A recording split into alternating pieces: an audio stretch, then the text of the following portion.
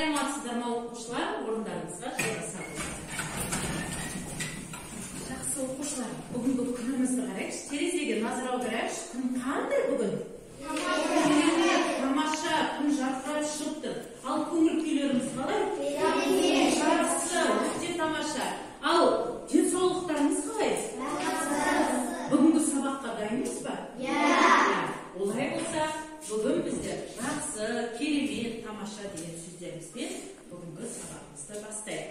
Қазір бізде жаратылыстану сабағымызды бастамас бұрын мен сіздерді бағалау шкаласымен таныстырып өтейін. Бұл монеталық бағалау шкаласы. Яғни бүгін берілген тапсырмаларымызды біздер осы монета арқылы бағаланып отырасыздар. Яғни 10 теңгелік, 20 теңгелік және 50 теңгелік монетамен бағаланып отырамыздар. Ең соңында монеталарды қосып бағаларымызды біліп отырамыз. Жақсы оқушылар, өткен тақырыпта біз қандай өткен алдыңғы оқуда қандай тақырыппен таныстық? Күшті қалай өлшейміз? Ал күш дегеніміз не? Кім айтады? Күш дегеніміз не? Нұрмұхан. Күш дегеніміз бір-біріне сипатталатын физикалық сана. Сол нәтижеден кейін дененің жылдамдығын көбейтіп және азайтуға болады. Күшті қозғалыс өзгеру себептеріне қарастыруға болады. Жарайсың. Енді затты, нысанды тапқан кезде ең бірінші біздер неміз жұмсаймыз? Әрине біздер күшімізді жұмсаймыз. Яғни оның жылдамдығын өзгерту үшін не істейміз? Мысалы, бір затты орнынан қозғау үшін, мысалы, оны итеруіміз мүмкін, оған күшімізді жұмсаймыз. Болмаса, орнынан жайлап қозғауымыз мүмкін. Болмаса, бар күшімізді салуымыз мүмкін екенін білеміз. Енді өткен біздер енді мысалы шалқан ертегісін алып көрейікші. Шалқан ертегісін алып көрейік. Шалқан ертегісінде ата неге жалғыз шалқанды тартылмады деп ойлайсыздар? Ол кісінің жалғыз өзіне күші жетпеді. Ал бұл кезде қалай тартты шалқанды? Барлығы күштері біріктіргенде ғана не істеді бұл жерде? Шалқанды тартып алады. Сонда не жұмсады олар барлығы? Күштерін жұмсады, күштерін жұмсады. Енді балалар, өткен сабақты біздер пысықтау мақсатында біздер мына жерде сіздерге пікір шығарып қойған болатынмын. Жоқ деген осы пікірді қазір оқу арқылы біздер ол ма, болмаса жоқ па, соны дәлелдейтін боламыз. Біріншісін бидей заттарды итергенде адам оған күш жұмсайды. Ма, жоқ па? Неге деп ойлайсыз? Неге? Мысалы, біздер кез келген нәрсеге көтеру үшін неміз жұмсаймыз? Күшімізді жұмсаймыз. Әрине ол, күшімізді жұмсаймыз. Екіншісін кім айтады? Райна. Өзіне 5 есе ауыр жүкті көтере алатын жануар құмырсқа. Ол құмырсқа дейді. Құмырсқа, ма, жоқ па? Жоқ. Неге? Себебі ол 5 литрлік. Өзінен? Қойшы, 5 есе емес. Неше есе? 5 есе емес, неше есе? 50 есе артық жүкті көтере алады екен. Құмырсқа өзінен 5 есе емес, өзінен 50 есе жүкті артық көтере алады. Бұл жерде ма, жоқ па? Әрине жоқ. Бұл жерде 5 есе емес, 50 есені көтере алады. Келесі, Алинор. Зат қаншалықты ауыр болса, мұны қозғалтуға жұмсалатын күшті соншалықты аз болады. Зат, бұл жерде ма, жоқ па? Жоқ, әрине. Неге?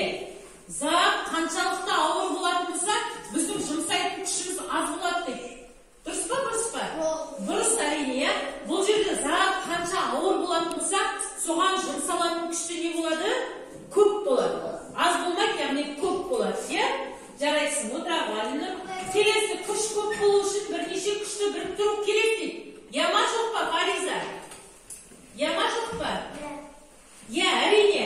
Күш, яғни көп болу үшін жаңа шалқан ертегісінде айттық қой, шалқанды тарта алмады. Неге? Себебі бір кісінің оған әлі жетпеді. Барлығы жеткенде ғана ол күштерін біріктіргенде ғана не істеді? Бірнеше күшті біріктірді. Сонда ғана ол не істеді? Шалқанды тартып ала алды.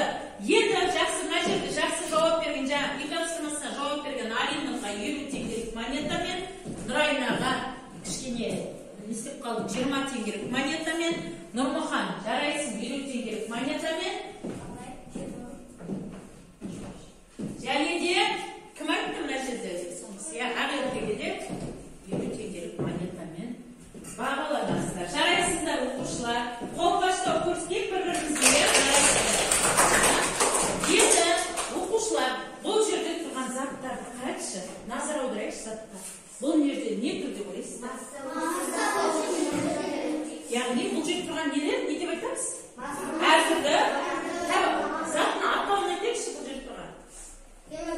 Не заттың атауынан заттарды не дейміз біздер? Не дейміз?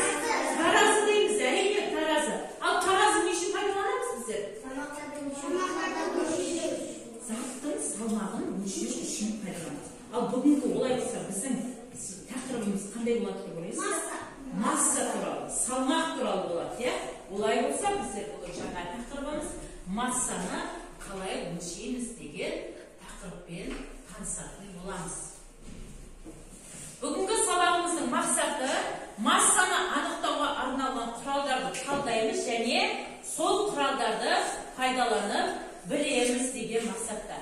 Ең алдымен балалар мен сіздерді қазір мына жерде тұрған таразылармен таныстырып өтейін. Таразының бірнеше түрі бар, иә, білеміз. Мысалы, мына таразы.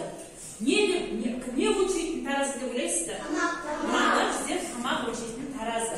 Яғни 5 килолық тамақ өлшейтін таразыны айтамыз. Ал мынаны ше аяқ дейміз. Бұл не деп ойлаймыз? Салмақ. Адамның салмағын өлшейтін таразы. Ал мына таразыны қандай таразы деп ойлайсыздар? Бұнды да біздер тамақ өлшейтін таразы, бірақ бұл яғни грамда өлшейтін таразыларды айтамыз. Тамақ грамда өлшейтін таразыны таразыға жатқызамыз. Енді олай болса балалар, бұл жерде тек тамаққа ғана байланысты емес, шаш бояйтын кісілер де кей адамдар осындай таразыны пайдаланады. Түсіндік қой, иә? Енді сіздерге қазір сабағымызды бастамас бұрын, мұнда қазір видео материалымыз бар, соған назар аудара қояйық. Видео материалымызға назар аударып жүрейік қазір. Тыңдайық, қарайық.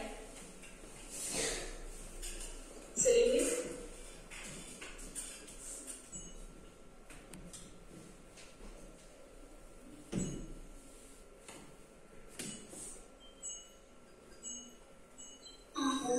Burada ne жазылған? Массаны құрамын оқытырмын. Масса деген не? Математикада салмақ өлшемін масса деп атайды. Күнделікті өмірде жиі қолданылатын масса бірліктері грамм, килограмм, оларды қысқартып г деп белгілейді. 7 килограмм болды ма? Дана килограмм емес, килограмм деп айту керек. Бірақ мұнда 7 граммды көрсетіп тұр. Мұндай заттың массасы 1 килограммнан төмен.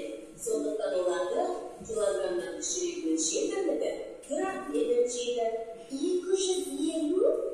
Аға, сонда қанша грамм 1 килограмм болады? 1000 грамм 1 килограммға тең. Демек, мына алма 1300 грамм. Немесе 1 килограмм және 300 грамм болды. Аға, килограммның бәрінде масса бірлігі бар ма? Иә, бар. Үлкен ауыр заттардың массасы центнер мен тоннамен өлшейді. Центнерді қысқартып, С тоннаны термен белгілейді. 100 килограмм 1 центнерге, 1000 килограмм 1 тоннаға тең. Немесе 1 тоннада 10 центнер бар.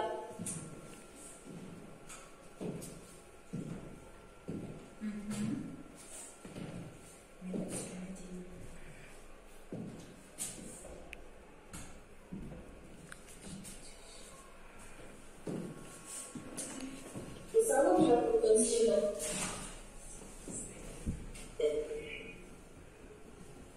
Олардың массасы жүк машина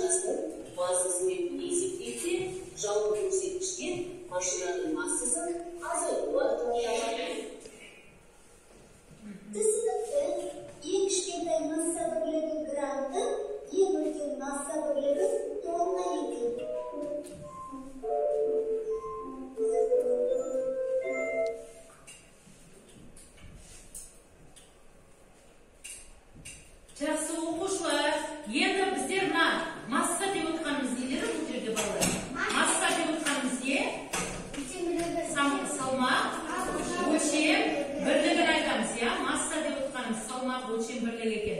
Ал массаның нелерін айтайықшы. Ең кішкентайы қайдан басталады? Неден басталады?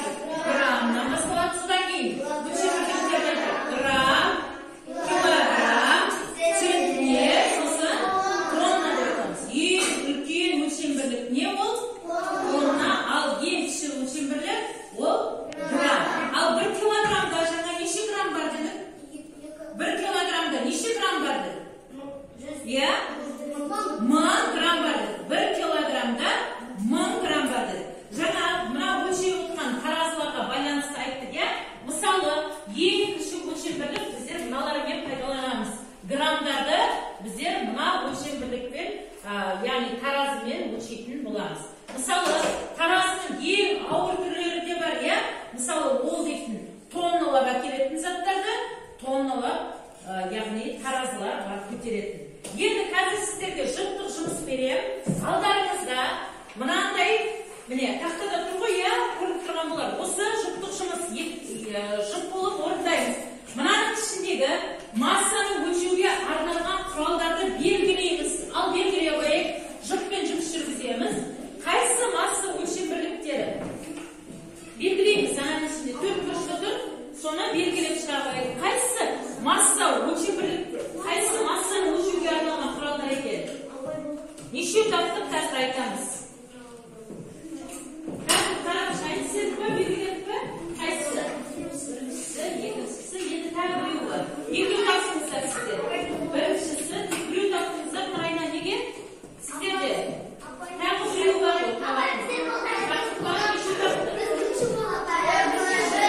Шуламаймыз балалар. Кімден, мына жерде көркемдер кішкене шатысып кетті, екеуін тапты. Сіздерде сол, екеуін тапты. Неге қазір тексереміз, қараймыз. Біреуін таптық, екеуін таптық, біреуін қате таптық, иә? Мынауда қате, біреу екеуін таптық. Шуламаймыз кәдім балалар. Біріншісін таптық, екіншісін таптық, үшіншісін таптық. Дұрыс. Келесі. Біріншісі, екіншісі, үшіншісін таптық. Дұрыс. Біріншісі, екіншісі, ой, қателіктісіздер сіздер, балалар. Жақсы, енді дұрысын қарайық. Дұрысын қарайық қазір. Дұрысын қарай қойайық. Міне, балалар, дұрысы мыналар ғой. Міне, салмақ өлшем бірлігі. Мынау, міне, салмақ өлшем бірлігі. Магазин, дүкендерге барсақ көреміз ба мынандайды? Әрине көреміз. Ал бұл не? Салмақ өлшем бірлігі ма? Жоқ, бұл керісінше ұзындық өлшем бірлігіне жатады. Иә, бұл салмақ емес. Бұлар да сол. Жаңағы уақыт өлшем бірліктер. Міне, мынау, міне, тонналарды көтеретін. Тонналап көтеретін, яғни жаңағы таразы, міне, мыналар тонналап көтеретін. Және бұл, міне, мынауда біздің таразымыздың бір түрі. Түсіндік қой, иә? Жаңа қателесіп өткендеріміз бар. Қазір бағалауда да дәл солай екеуде, мысалы, үшеу істегендерге 50 теңгелік монета, сіздер екеуі қате болып кетті, иә?